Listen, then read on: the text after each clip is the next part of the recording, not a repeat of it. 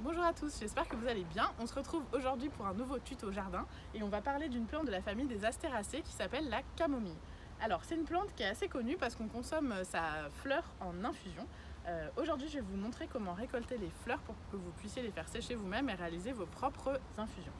Alors c'est assez simple, une fois que la plante est en fleur, il suffit de venir pincer comme ça derrière la tête avec vos ongles en fait d'une manière un peu sèche, pour faire une cassure bien nette qui n'abîme pas la fleur. Une fois que vous avez récolté comme ça pas mal de fleurs, il faut les faire sécher à plat, à l'abri de la lumière directe, parce que ça va dégrader leur goût. Et en général, si c'est en été, il suffit de les faire sécher 2-3 jours pour qu'elles soient bien sèches. Et vous pouvez ensuite les mettre dans un bocal hermétique pour les conserver et faire des infusions toute l'année. Je vous conseille quand même de récolter pas mal parce que forcément en perdant l'euro, en séchant, le volume va diminuer. Il vous faudra donc pas mal de fleurs pour vraiment faire des infusions toute l'année. Ensuite, après la floraison, une fois que la floraison est terminée, le bouton va perdre ses pétales et il va former dans son cœur les graines. C'est assez facile en fait de récolter les graines de camomille et puis un seul bouton en contient vraiment beaucoup.